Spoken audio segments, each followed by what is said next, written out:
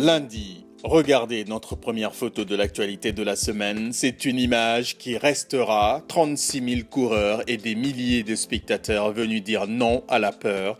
36 000 sur la ligne de départ contre 27 000 l'année dernière. Le marathon de Boston s'est bel et bien couru ce lundi.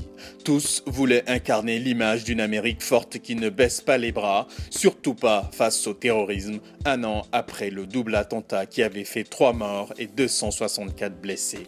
Faut dire aussi que les mesures de sécurité avaient été renforcées avec notamment plus de 3500 policiers mobilisés, 2 fois plus que l'année dernière. Et c'est un Américain qui a remporté la course chez les hommes pour la première fois depuis 31 ans. Tout un symbole. Mardi, gloire éternelle à celui qui nous a donné plus de gloire, le plus grand Colombien de tous les temps. Voilà l'hommage du président colombien à Gabriel García Márquez. Après le Mexique, son pays d'adoption, c'est toute la Colombie qui a fait ses adieux ce mardi au prix Nobel de littérature, décédé jeudi dernier dans sa résidence de Mexico. Comme sur cette photo, des milliers de Colombiens ont fait la queue sous une pluie battante devant la cathédrale de Bogota pour rendre un ultime hommage à Gabriel García Márquez. Il avait 87 ans. Mercredi, c'était l'incertitude totale à Dakar. L'ex-président sénégalais Abdoulaye Wade était en principe attendu ce mercredi au Sénégal pour son grand retour au pays depuis sa défaite à la présidentielle en mars 2012. Les militants et sympathisants de son parti s'étaient mobilisés pour l'accueillir à l'aéroport, mais son avion privé n'a jamais atterri, cloué au sol à Casablanca, au Maroc, où son vol en provenance de Paris a fait escale.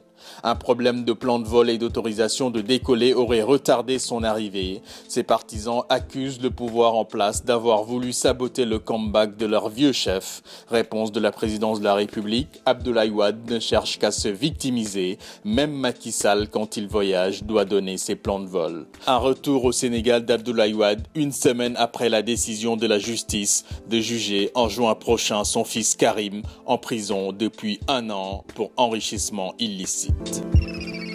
Jeudi, la situation s'est encore enflammée en Ukraine. L'armée ukrainienne a lancé un assaut contre les séparatistes pro-russes à Slaviansk dans l'est du pays.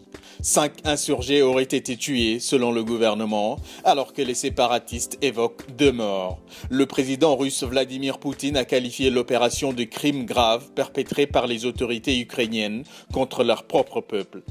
Moscou a même menacé Kiev d'une intervention en annonçant le lancement de manœuvres de l'armée russe à la frontière avec l'Ukraine. Vendredi, ça y est, son avion a atterri, Abdoulaye Wade est de retour à Dakar. L'ancien président sénégalais a regagné son pays ce vendredi avec 2 jours de retard. Initialement annoncé mercredi, son grand retour n'a finalement pas eu lieu. Ses proches avaient accusé les autorités sénégalaises d'avoir fait bloquer son avion privé au Maroc, où il avait fait escale en provenance de Paris.